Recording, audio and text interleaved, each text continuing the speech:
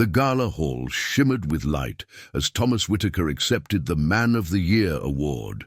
Crystal chandeliers glowed above a sea of tuxedos. Cameras flashed in a rhythmic beat, perfection personified.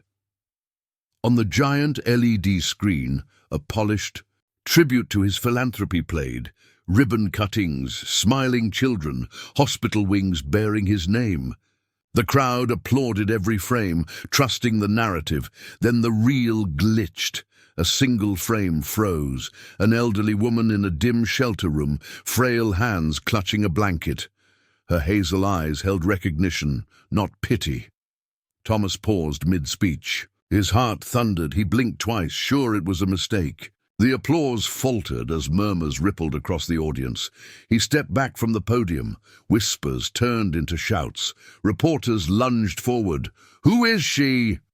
"Is that your mother?" His jaw clenched. He turned and walked off stage. Outside, photographers captured his silhouette against the exit doors. A single breath escaped him. On social feeds, the pixelated image had already gone viral. No shelter mystery. By dawn, the woman's photo filled every screen. News tickers, morning shows, scrolling feeds, comments flooded in. Is this his mother? How could he let her live there? Inside his suite, Thomas stared at his reflection in the glass. The world expected a statement. He had none.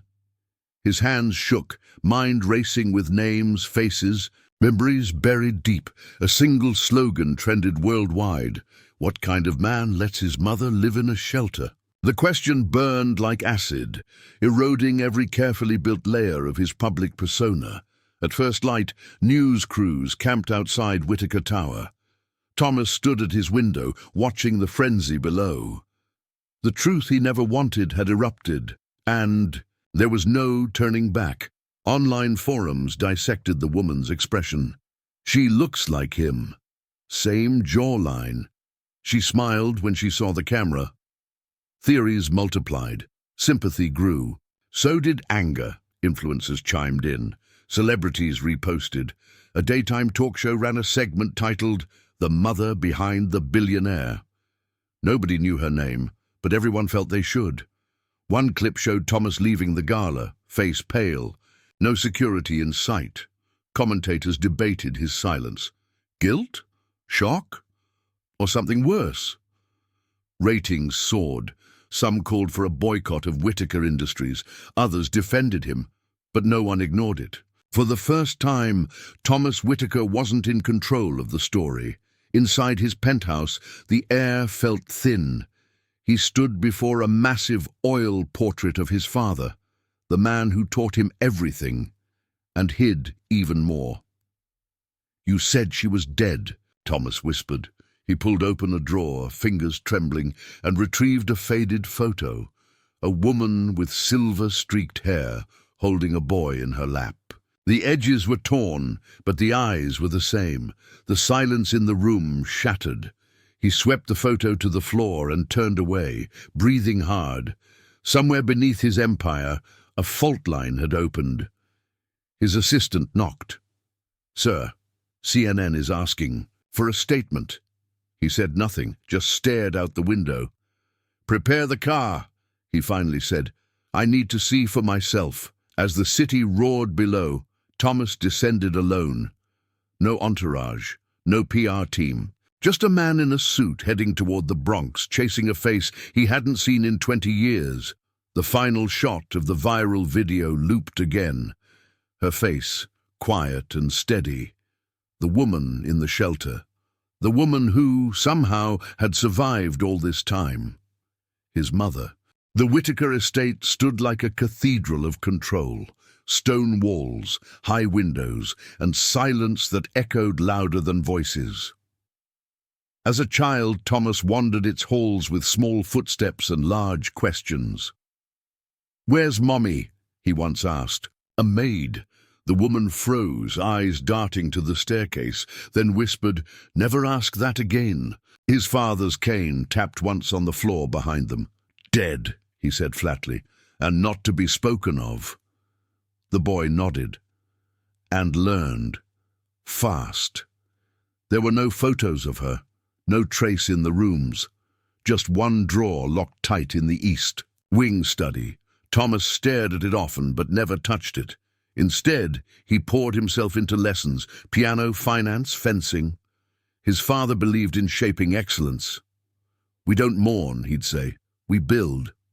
So Thomas built. Straight A's, cold hands, no outbursts. By age 10, he gave perfect handshakes and corrected adults on mergers. His father never smiled, only nodded. Still, memories slipped through the cracks. A song hummed at night, too soft to trace. A scent, lavender, and starch, when the East Wing windows opened in spring. One rainy afternoon, alone in the music room, Thomas found a scrap of sheet music in the piano bench. No title, just notes. He played it, slow and unsure. It felt like something unfinished, like someone had stopped mid-song. His father entered, listened for 5 seconds and shut the lid.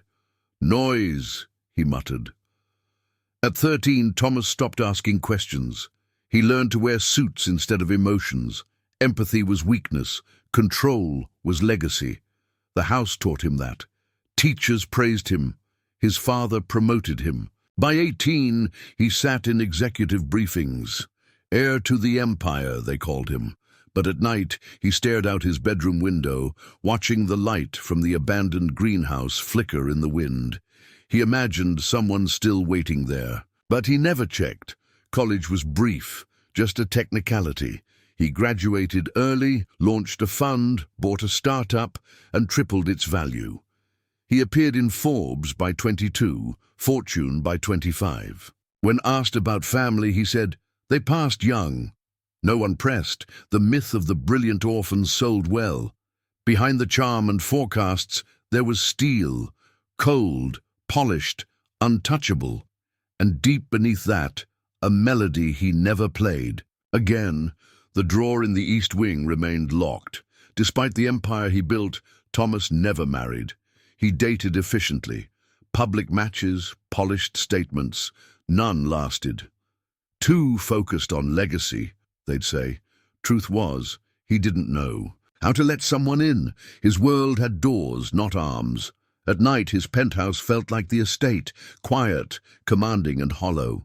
He often stood at his massive windows, watching the lights of the city blink below, wondering if anyone else still saw ghosts in their glass. One day, while reviewing archives for a real estate acquisition, he stumbled on blueprints of the Whitaker estate, annotated by someone with delicate handwriting, not his father's. "Light through here at noon.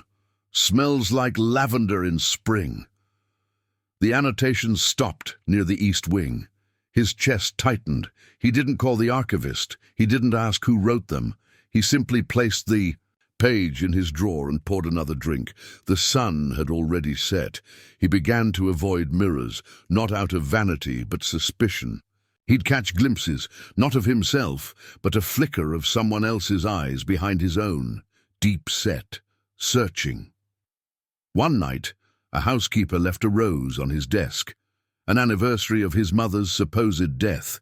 He fired her, harshly, publicly. But when the door shut, he picked up the flower and held it to his nose. Lavender, he crushed it in his palm. The scent lingered for hours. By 42, Thomas had everything: power, prestige, a name that opened any door. But he avoided birthdays, never celebrated holidays. When reporters asked about his parents, he pivoted with elegance. "They taught me resilience." A truth twisted into a weapon. No one ever saw the crack beneath, but it was there, waiting, breathing. The world called him indestructible. But all it took was a glitch in a gala video to bring the truth rushing back. On the day of the award ceremony, he reviewed the speech 4 times, each word polished, rehearsed, emotionally precise. He nodded at the mirror, at the press, at the stage. The applause was thunderous, and then the glitch.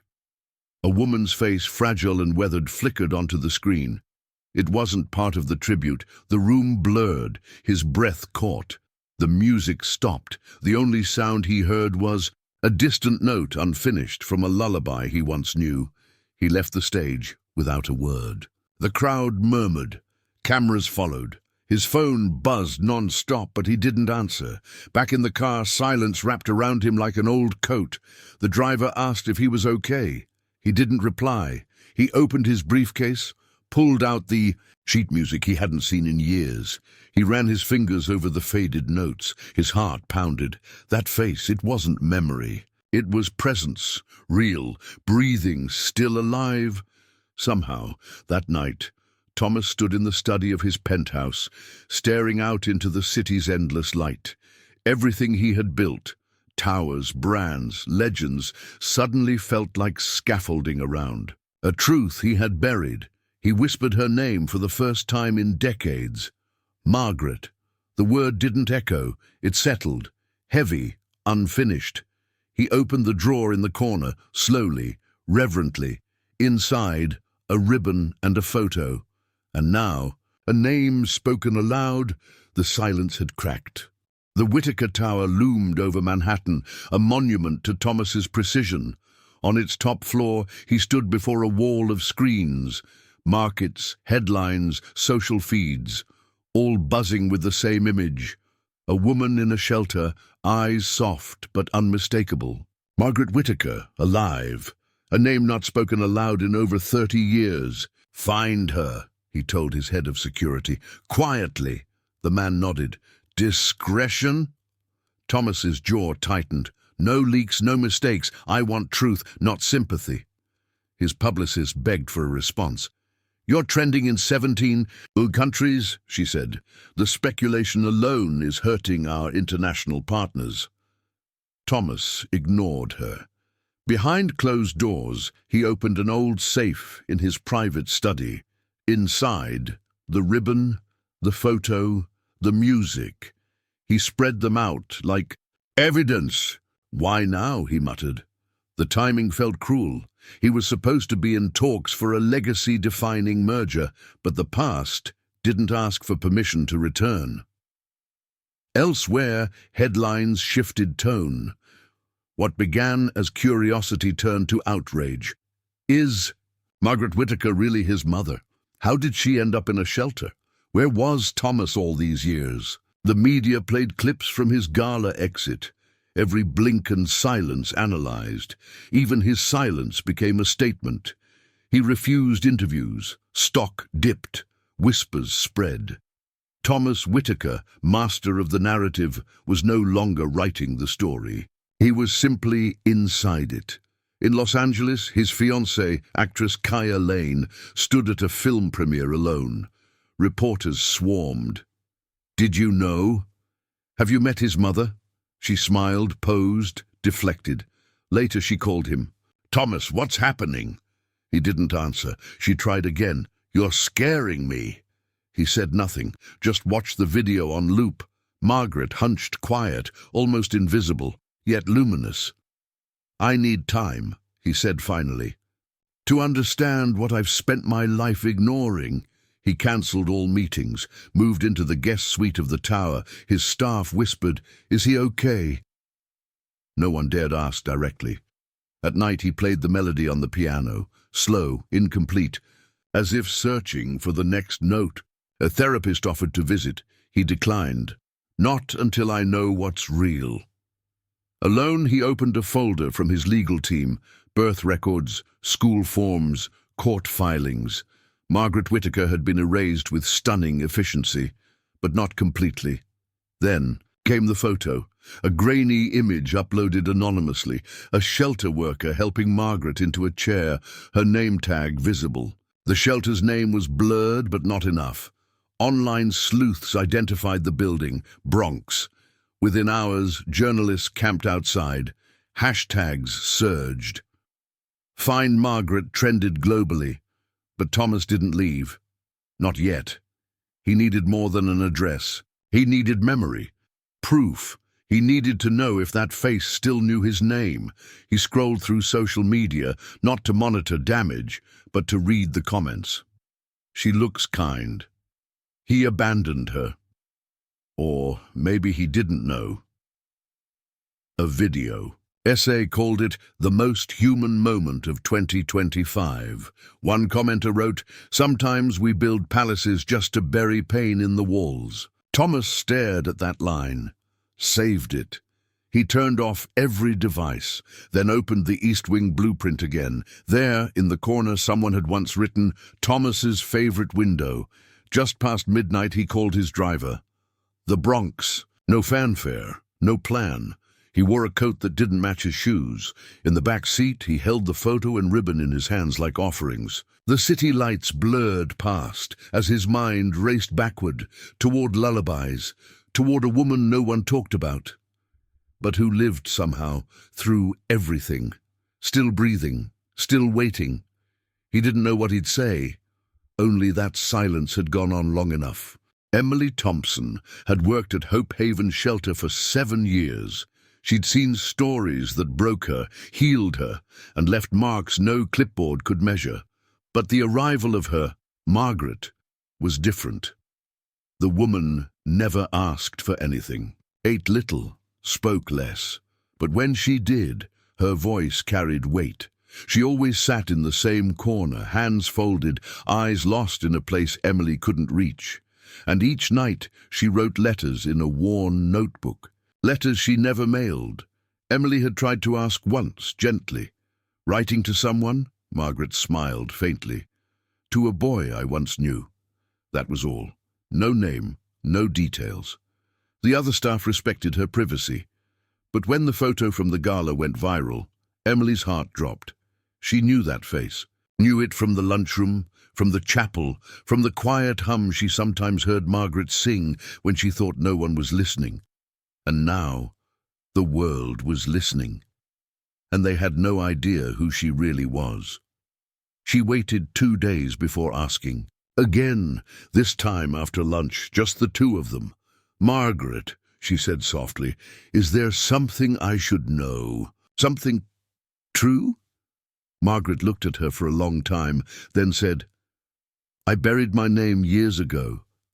Thought it safer underground." Emily didn't press. "Did he know?" she finally asked. Margaret shook her head. "He was a boy when I left. They told him I died.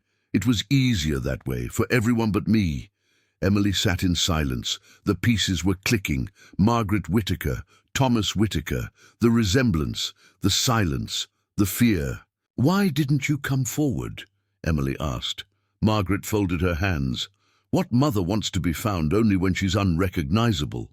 Her voice cracked. "I've watched him from a distance, kept the clippings, listened to interviews. He became everything his father wanted." She paused. "And nothing I prayed for." That night, Margaret didn't come to dinner. Emily found her in the chapel, kneeling alone in the last pew. Her notebook rested beside her, open to a page, half-written. Emily didn't interrupt. She simply sat in the row behind, waiting. After several minutes, Margaret whispered, "I thought I'd forgotten his voice. But when I saw him on that screen, it all came back." Emily asked, "Do you want to see him?" Margaret didn't answer, only closed the notebook and whispered, "Not yet." The media had already begun calling. Reporters swarmed the front gates, waving photos, offering bribes. One tabloid claimed Margaret had staged it. Another said she was a con artist. Emily stood her ground. No interviews, no photos. Respect her privacy. But inside she was torn. The world was desperate for a story. But Margaret deserved more than exposure. She deserved a choice. And for once in her life, maybe a voice louder than those who erased her, Emily returned to her office and searched Thomas Whittaker's name, not for gossip, but for proof. She watched interviews, his cadence, his posture, so familiar. She found an article from his childhood, listing his mother as deceased. Her jaw clenched. "They erased her," she muttered. She turned to the bookshelf and pulled Margaret's notebook from the drawer. The last page read, "If he ever asks, tell." Him I forgave him before he ever knew to be sorry. Later that evening, Margaret entered Emily's office unannounced. She looked tired but firm. "If he comes," she said, "don't tell him everything." Emily blinked. "Why not?" Margaret's voice softened. "Let him ask. Let him want to know. If I give him answers too soon, he'll only carry more guilt, and I'm not here to punish him. I just want him to remember the lullaby." Emily nodded, and for the first time, Margaret smiled like someone who still had hope. The black car pulled up outside the shelter just after midnight. No cameras, no guards. Only Thomas in a dark overcoat, standing still beneath a flickering streetlight. Emily met him at the door, her voice steady. "She's here." "But I won't force her to see you." Thomas nodded. "I wouldn't ask you to." She studied his face, the billionaire stripped of polish, his eyes raw with something more than fear. "Down the hall. Last room on the right," she said. "If she's awake." The hallway was narrow, lit by humming fluorescents. Thomas walked slowly, each step heavier than the last. At the end, the door was cracked open. He saw her silhouette, first, small, still, facing the window. His breath caught. He stepped inside. Margaret didn't turn. She didn't need to. "I was wondering when you'd come," she said softly. Her voice carried the warmth of forgotten lullabies. Thomas stood frozen. The air felt thick, as if it remembered them both. She finally turned. Her eyes met his, hazel and deep. No fear in them, just knowing. "You look like your father," she said. Then with a sad smile, "but only in the bone." Thomas struggled to breathe. "Why didn't you tell me?" he asked, voice rough. "Why didn't you fight harder?" Margaret's smile didn't falter. "You think I didn't," she said. "I wrote letters, dozens, hundreds. Your father burned them, told the court I was unstable, paid to erase me." Thomas's fists clenched. "He said you were dead." Margaret's gaze softened. "I know." She stepped closer. "And you believed him?" He looked away. "I was a child." "Yes," she replied. "You were." They stood in silence, the weight of decades pressing against the walls. Finally, she reached out, slowly, gently, and touched his sleeve. "You came," she said. "That's what matters now." Thomas looked down at her hand. He didn't pull away, but he didn't speak. "I don't know what to feel," Thomas confessed. "Guilt? Rage? Grief?" Margaret tilted her head. "Feel what you must, but don't pretend it's nothing." She returned to the chair, motioned for him to sit across from her. He obeyed. It felt like a courtroom or a confessional. "All these years," he whispered, "I thought I was alone." Margaret closed her eyes. "You were never alone. Just uninformed." That word landed like a stone. Not blame, not cruelty, just truth. He scanned the small room, bare walls, a single bookshelf, the same ribbon from the photo resting on a nightstand. "Why stay here?" he asked. "You could have left, started over." Margaret exhaled. "I did start over, just not the way you think." She looked at the bookshelf. "Here, I wasn't invisible. I was useful, human." She turned back to him. "You can't buy peace, Thomas. You have to earn it. And it doesn't start with answers. It starts with presence." Outside, the city pulsed with life, unaware of what unfolded in that quiet room. Thomas leaned forward. "I want to understand, but I don't know how to begin." Margaret handed him a notebook. The first page read, "To the boy I left behind." "These are yours," she said. "I never stopped writing." He held the notebook, as if it might break. "Can I come back?" he asked. Her eyes glistened. "That's not a question for me. That's for you to live." He stood slowly. The room felt different now. Warmer, smaller, almost sacred. Margaret reached up and straightened his collar, like she once had. You still frown when you're scared, she said with a chuckle. Thomas smiled, just barely. You still smell like lavender, he replied. She laughed. He turned to leave, then paused. Thank you, he whispered, for surviving. Margaret didn't answer. She only nodded, eyes shining, as the door clicked softly shut behind him. Emily found Thomas in the shelter courtyard the next morning. He looked like he hadn't slept. She said you might come, she offered. He nodded. She gave me a notebook. Emily paused. That wasn't all she wrote. From her bag, she pulled out a weathered box, tied with twine. These were hers. Pages she left with me over the years, letters she never mailed. I didn't read them. Thomas hesitated, then took the box. His hands shook. I think I need to. He opened the first envelope in his car. Dated 15 years ago. Thomas, today I saw a boy on the news who smiled like you used to. It nearly broke me. Do you remember the window seat in the East Wing? I used to read to you there. I hope someone reads to you now. He exhaled sharply. The second letter was no softer. You probably hate me. I would too. But I never stopped being your mother, even when the law said I wasn't. Each letter unfolded another year of silence. Birthdays missed, milestones, guessed, prayers whispered into empty rooms. Some were angry, others apologetic. All were drenched in the ache of absence. Thomas read for hours, face unreadable. A guard passed the car, startled to see the billionaire sobbing behind the wheel. He didn't knock. Inside, Thomas clutched a page to his chest.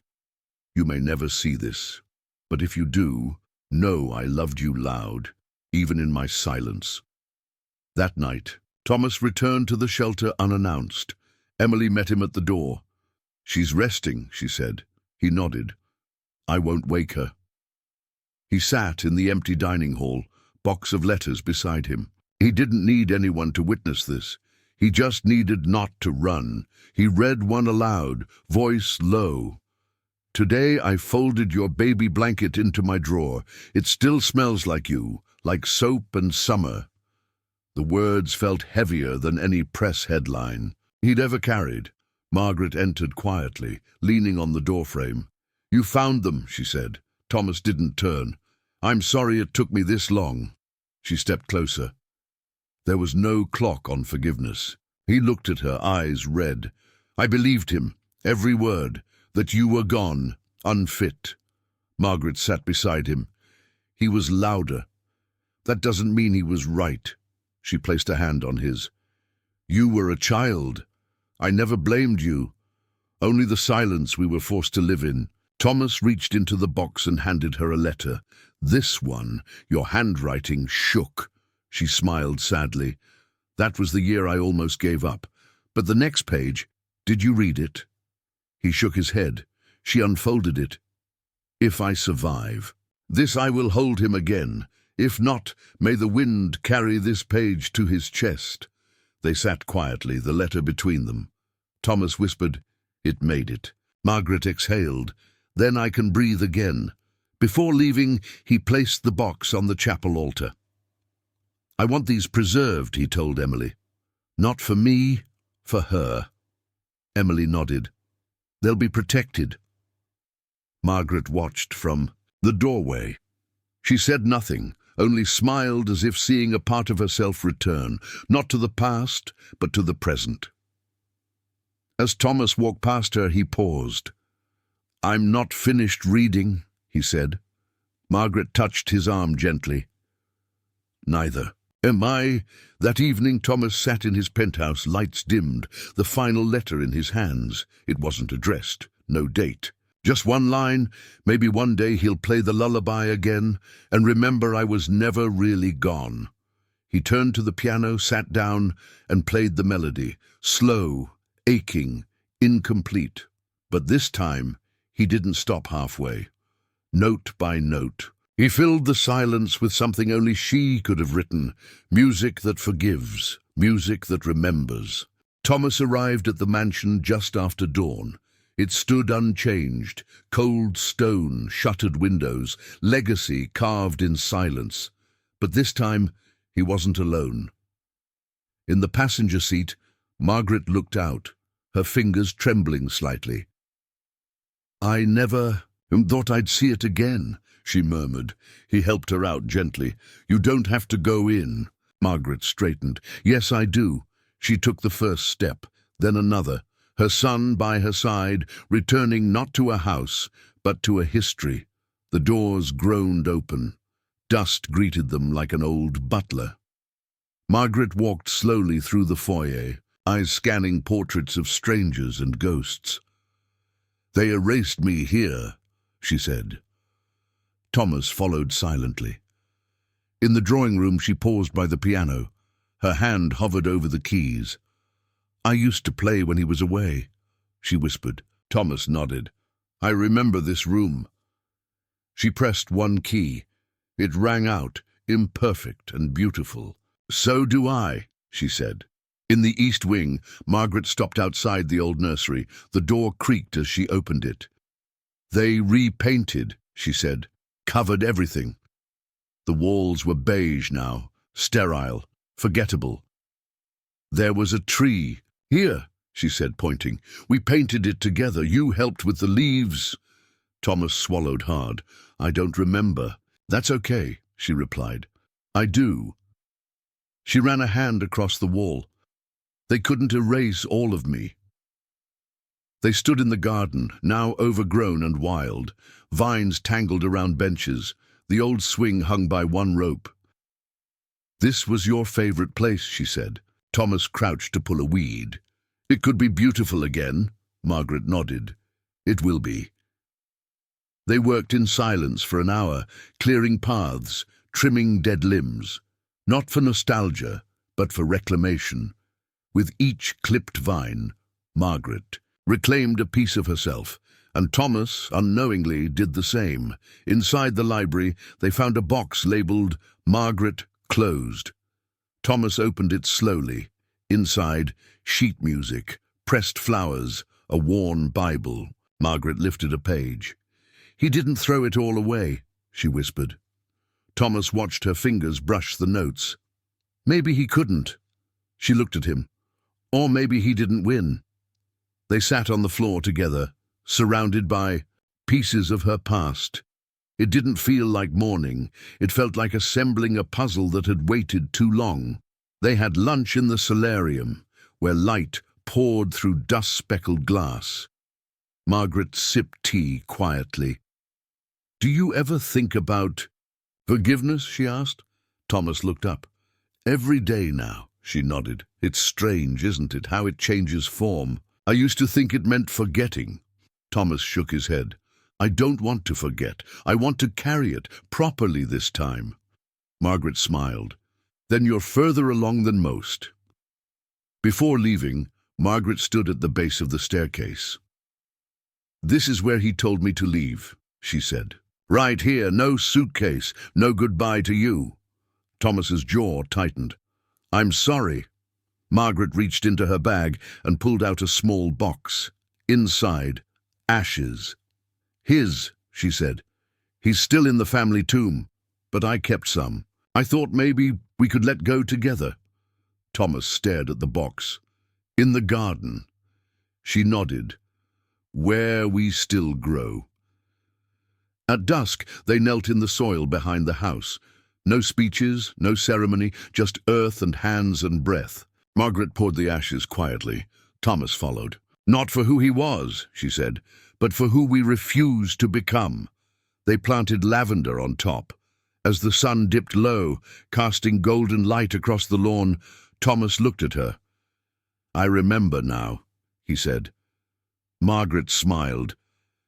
Then, it was never really lost. The house no longer haunted them. It listened and bloomed. 3 days later, Margaret collapsed in the shelter's hallway. Emily found her unconscious, one hand still clutching a spoon from the dining table. Paramedics arrived fast, but not fast enough to quiet the panic. Thomas was on a video call. when his assistant burst in. "It's your mother," she said. "She's in the hospital." He didn't ask which one. He was already moving. For the first time in his life, he left a board meeting without a word. Nothing else mattered. The hospital was crowded and underfunded. Paint chipped on walls. The waiting room smelled of bleach and exhaustion. Thomas paced, tie loosened, hands shaking. Emily arrived minutes later. "She's stable," she said, "but shaken. They think it was a fall, exhaustion, maybe heart strain." Thomas pressed his hands to his face. "I should have stayed with her." Emily touched his arm. "She wouldn't want guilt. She wants presence. Go to her." Margaret lay in a narrow bed, wires on her chest, eyes closed. Thomas stood at the door, afraid to move. Then her eyes opened. Slowly. She blinked at the ceiling, then turned. "There you are," she whispered. He sat beside her, barely breathing. "You scared me," he said. "That's twice now." She smiled weakly. "You were always dramatic." He laughed through a tear. "You always pretended you weren't." For a moment, they were neither billionaire nor forgotten mother, just family. News broke within hours. Paparazzi flooded the hospital parking lot. One photo, Thomas holding Margaret's hand, hit the internet and ignited firestorms. "PR stunt," some yelled. Heartbreaking, others wept. The country divided. Hashtags exploded. Whitaker mother, the too late son. Thomas shut off all devices. He stayed by Margaret's side, read her letters aloud, fed her soup. Emily stood guard outside the door, protecting the most fragile thing they had left. Peace. A senator tweeted support. A talk show offered airtime. One media outlet released court documents from the past, proving Margaret had lost custody under suspicious pressure. The public gasped. Margaret turned away from the news. "Let them talk," she said. "I'm still here." Thomas sat beside her with red eyes. "They were wrong about you." She squeezed his hand. "So were you." He nodded. "I know." Neither statement held bitterness, only weight and grace. Late that night, Margaret asked for music. "Play it," she said, "the one I taught you." Thomas hesitated. "I only remember pieces." "Then play the pieces." He walked to the hospital's chapel, found the old upright piano. With trembling hands, he played the lullaby, broken, slow, but sincere. Margaret listened through the monitor, tears slipping down her cheeks. Outside the room, a nurse closed the door softly, as if not to interrupt a sacred thing. Emily filmed a short clip from the hallway, not for the press, but for Margaret.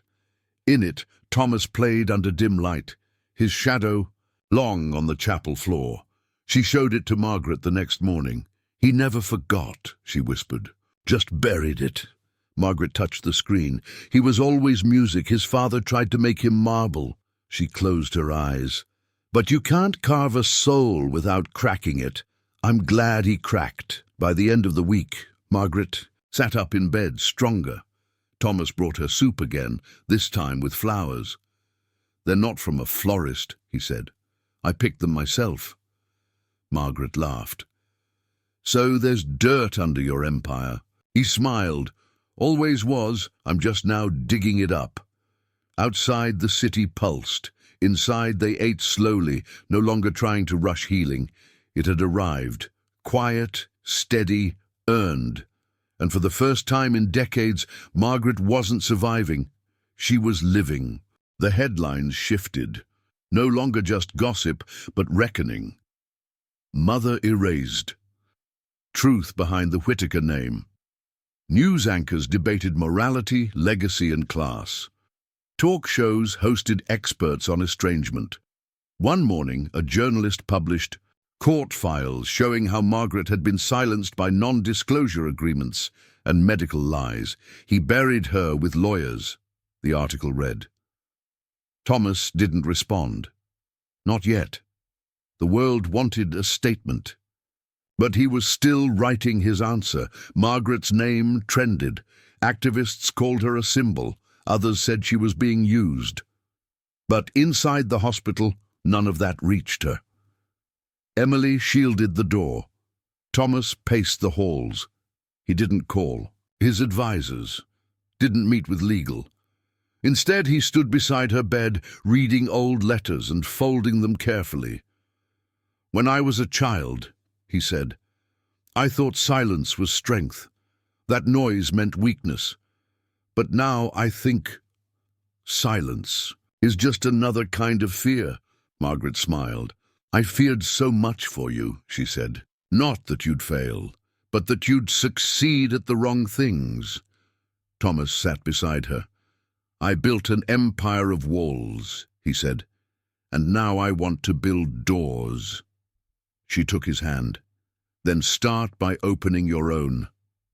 That afternoon, Thomas held a press conference, not in a hall, not behind a podium, but outside the shelter. No suit, no script.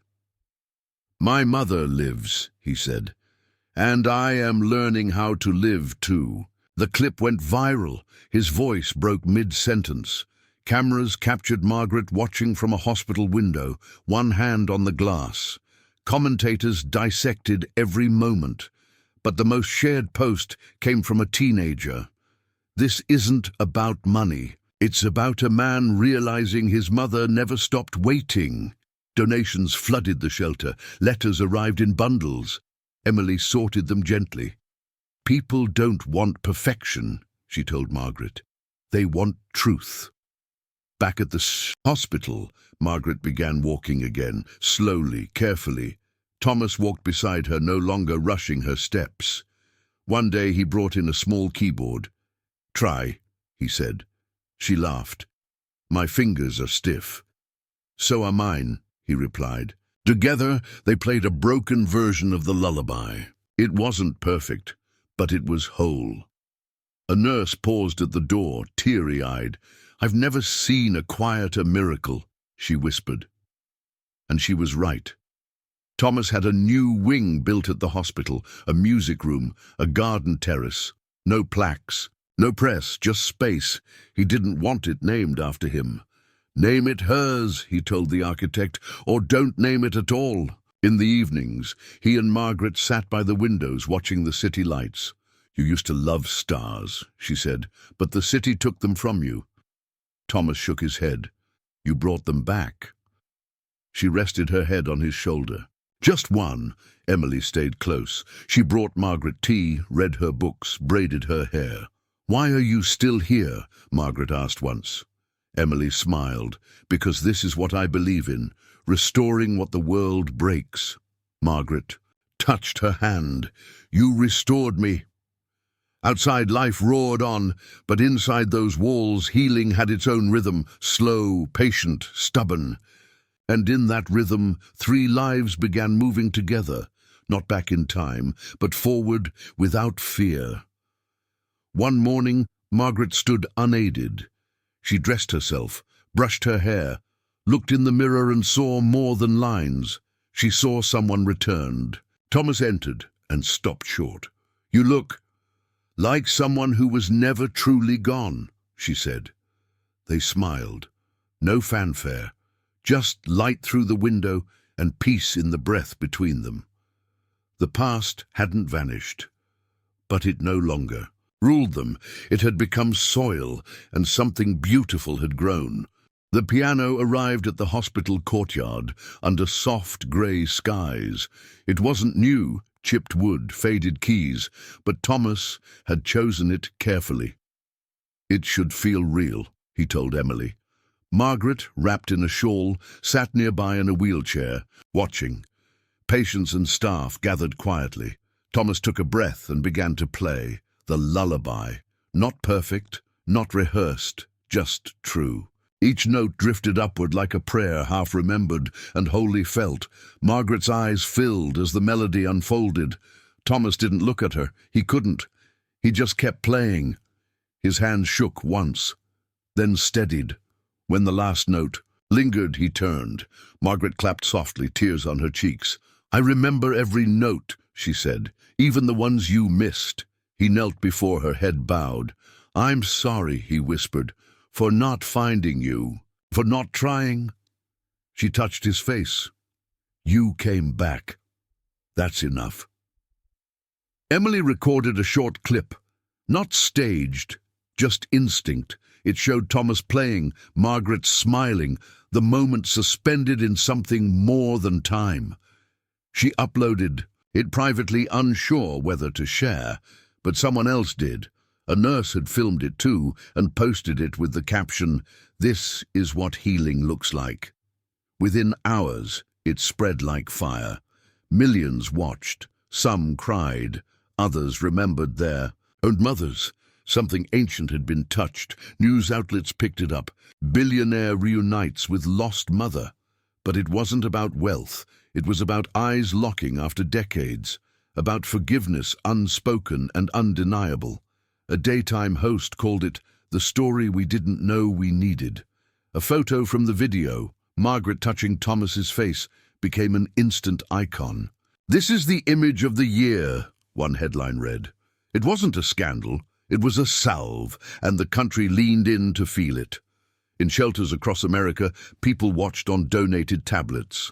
One woman whispered, "Maybe my son will find." "Me too." A teenager messaged his estranged mum. A church played the clip during Sunday service. Margaret didn't read the headlines. She sat by the window, watering a small lavender plant. "They see us now," she told Emily, "but they only see the ending." Emily smiled. "Let them. We're still writing the rest." Thomas received letters. Hundreds. A girl in Ohio wrote, "My mom left when I was 7. I haven't forgiven her, but now I think maybe I can." He read each one, every name, every line. He replied to some. Others he simply held, like offerings. One night he walked into the hospital music room and saw a child playing the lullaby haltingly. "Where'd you learn that?" he asked. "From a video," the boy said. "It made me feel warm." Thomas nodded. "It made me feel again." A mural appeared on a wall in Brooklyn. Margaret and Thomas beneath a willow tree, her hand on his face, music notes floating between them. Below it, someone painted, "Don't wait to come home." Margaret saw a photo of it in a magazine. She touched the page and whispered, "So many were lost." Thomas heard her. "Then let's help them find their way." The next day, he made a call, quietly, firmly. The garden at the mansion would become something new. That evening, Thomas wheeled Margaret outside. No cameras, no crowd, just them, the piano, and the smell of lavender in bloom. "I used to sing you to sleep," she said. "I know," he replied. "You still do." She took his hand, and for a while they said nothing. The music had already been played. The story had already gone viral. But this was the part the world didn't see. A son who came back, a mother who waited, and the silence finally at peace. The mansion gates creaked open as Thomas and Margaret returned, not as heir and exile, but as son and mother. The staff had been dismissed for the day. No press, no eyes, just them. Margaret paused at the doorway. "Last time I stood here," she whispered, "I had nothing." Thomas touched her arm. "Now you have the key." She stepped inside slowly, the scent of polished wood and old secrets rising around her. The house hadn't changed, but she had. They walked through the halls, together. Margaret's fingers brushed the wallpaper, the corners, the banister. "I used to dust this railing while you napped," she said.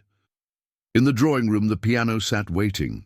She opened the lid and pressed one note. "It's still out of tune," Thomas laughed. "Some things never get fixed." She played a full scale. "Some don't need to be. They just need to be played." He watched her, the house feeling smaller, or maybe just fuller. Upstairs, the door to the East Wing nursery stood closed. Margaret hesitated, then turned the knob. The room was cold but bright. She stepped in first, eyes scanning the faded wallpaper. "You were born here," she said softly. "I held you in that chair." The chair was gone now. Thomas looked around, seeing shadows. "I don't remember." Margaret nodded. "I remember for both of us." She knelt and touched the floorboards. "He never knew how to make this sacred." They spent the afternoon sorting boxes in the attic, some labeled, others forgotten. Inside one, Margaret found a photo album. She turned the pages slowly. "He didn't burn them all," she said. Baby pictures, a birthday cake, a blurred photo of her holding Thomas in the garden. "He kept what made him look strong," Thomas muttered. Margaret pointed to a tear in one photo. "But the cracks still show." She handed him the album. "Let's fill in the missing pages." In the garden, wild vines had overtaken the paths. Margaret stood by the empty fountain. "He had roses planted here, nothing that invited bees." Thomas crouched near the soil. "I want vegetables, flowers that attract butterflies." She smiled. "Then plant things that feed, not impress." They dug together, hands dirty, shoes soaked. Emily joined them with a tray of tea. "You two look like rebels," she joked. Margaret raised a brow. "We are, quiet ones." They buried his father's ashes beneath the oldest tree, a gesture not of devotion, but closure. Margaret said no words, just stood, then turned away. "I've grieved enough," she said. "I don't want him in my prayers." Thomas placed a stone over the spot. "Then let this be the end of that chapter." As they walked back, the wind shifted. Lavender carried on the breeze. Margaret inhaled. "Now this place breathes again." And for once she did too. Inside, they renovated without blueprints. Margaret chose colors. Thomas handled structure. Emily brought voices from the shelters. "Make it a place where no one is invisible," Margaret said.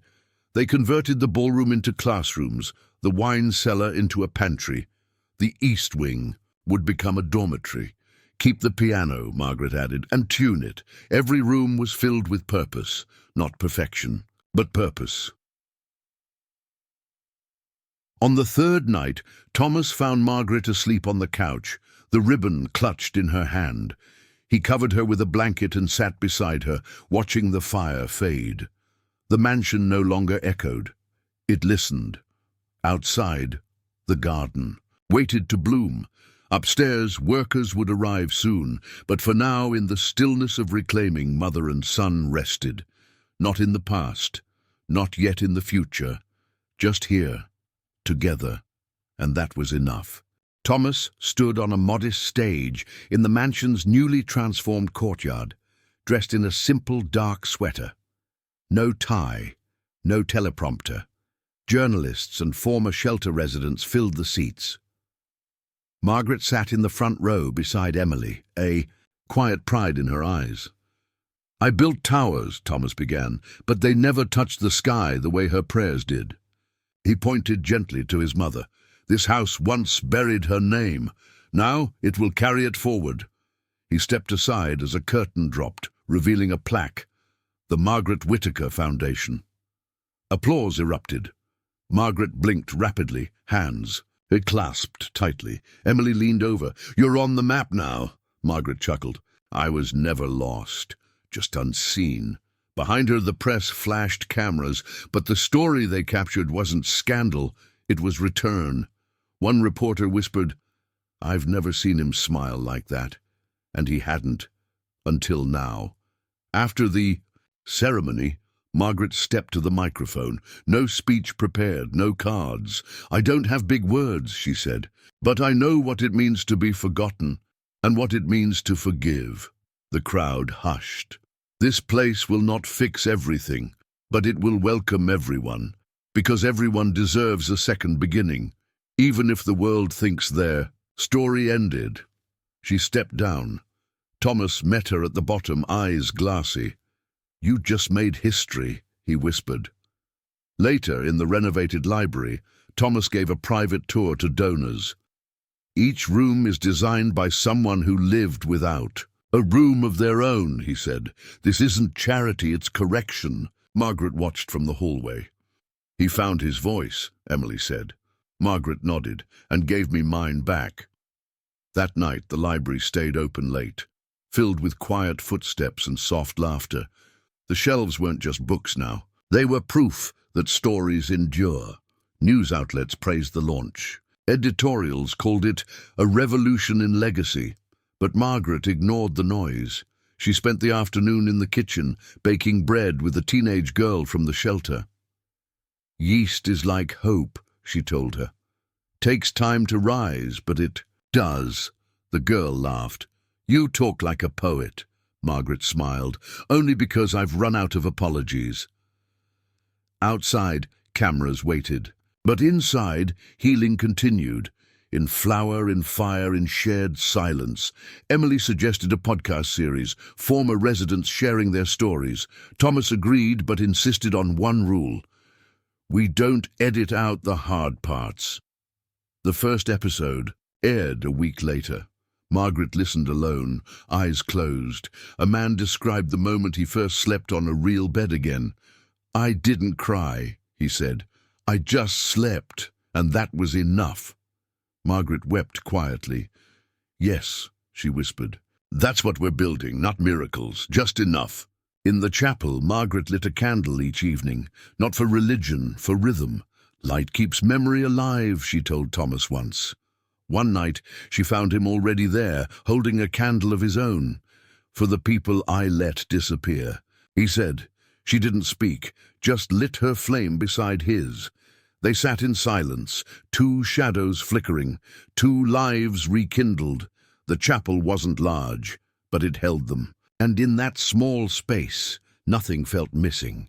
As the month ended, the foundation prepared for its first major initiative, converting 5 abandoned buildings into community homes. Margaret reviewed the sketches. Make sure there are gardens, she said. People need green to heal. Thomas smiled. You've become a consultant. She tapped the paper. I've always been one. You're just finally listening. Outside, the first snow began to fall. Inside, they kept planning. Not out of duty, but out of faith in each other, in beginning again. The morning sun bathed the estate in gold. Volunteers bustled across the grounds, setting up chairs, hanging banners. Today marked the official opening of the Whitaker Community Centre.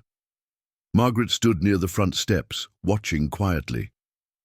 You nervous? Emily asked. She shook her head. No, just grateful.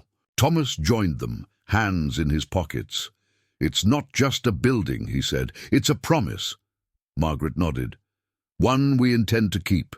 The ribbons stretched across the gate shimmered in the breeze. Margaret held the scissors. Hands steady, a crowd gathered, families, reporters, former residents. Thomas stepped back, letting her stand alone. She cut the ribbon. Applause burst like fireworks. Children ran ahead, exploring the halls. This isn't the end of something, Margaret said softly. It's the start of everything we never got to have. Thomas smiled. Then let's make sure no one else waits as long. Inside, the center buzzed with life. Art lined the walls, portraits drawn by children, each room named after a value: grace, shelter, bloom. Margaret gave a tour to an elderly woman who wiped tears from her eyes. I haven't felt safe in years, she said. Margaret touched her hand. You are now. In the garden, teens planted, seedlings. Thomas knelt beside them, sleeves rolled up. What are we growing? One asked. He paused. Belonging. Emily led a workshop in the main hall. Your story matters, she told a group of young mothers. No one gets to write it for you. Margaret watched from the back, heart full. She remembered every moment of being silenced, and now her voice echoed in others. A little girl handed her a crayon drawing, 3 people holding hands under a tree. That's you, the girl said. You made this place happy. Margaret bent down, eyes shining. You did too. At lunch, Margaret served soup with the volunteers. She moved slowly but with purpose. A man approached her. "I was at the press conference," he said. "I didn't believe it then. I do now." She nodded. "Belief takes time." Nearby, Thomas sat with two boys teaching him a card game. "You're not what I expected," one said. He smiled. "Neither are you." Laughter filled the room, not polite, not rehearsed. Real, like the walls themselves were exhaling. In the afternoon, they held a dedication in the chapel. Margaret lit the first candle. "For the unseen," she said. One by one, others followed, lighting flames for mothers lost, names forgotten, homes destroyed. Emily whispered, "This room has memory now." Thomas took Margaret's hand. "So do I." They stood together beneath the stained glass window. The light poured down like forgiveness. No sermon, just presence. And that was enough. As the cool sun dipped, the garden came alive with music. A teen strummed a guitar. Children danced. Margaret and Thomas sat beneath the willow, watching. "I didn't think I'd live to see joy again," she said. "Not like this." Thomas looked at her. "You didn't just live to see it, you created it." Emily snapped a photo, just for them. No filters, no flash. Just two people, surrounded by what they'd rebuilt from ruins. When the last guest left, Margaret stood in the doorway, looking back at the empty hall now lit by moonlight. "Feels different," she said, "like it finally belongs to the right people." Thomas stood beside her. "Including you." She smiled. "Especially me." They turned off the lights together. No more ghosts, no more silence, just the sound of a house alive. A new root planted, and the steady promise that healing, when nurtured, doesn't just bloom, it multiplies. The garden buzzed with quiet life. Bees drifted through lavender. Children's laughter echoed from a distance. Margaret sat on a bench beneath the willow, a sun hat shading her eyes. Thomas joined her, holding 2 glasses of lemonade. "No," she said, "this is the best part of being old." "What's that?" he asked, sitting still and knowing it matters. Thomas smiled, leaning back beside her. They didn't speak for a while. They didn't need to. A volunteer wandered by with a phone. "Someone's filming," she said, pointing toward the gate. Margaret waved it off. "Let them." A teenage girl across the lawn was capturing the moment on her phone. Thomas laughing as Margaret patted his knee, both of them glowing in the late-day sun. She posted it with a single caption, "This is what healing looks like." By evening, it had over 4 million views. By morning, it was everywhere. News outlets aired the clip with gentle commentary. "This isn't a performance," one anchor said. "This is something honest." Editorials praised the moment. Memes emerged, but none mocking, only tender. One tweet read, "We don't need another superhero. We need more sons who come home." The image of Margaret touching Thomas's face became iconic.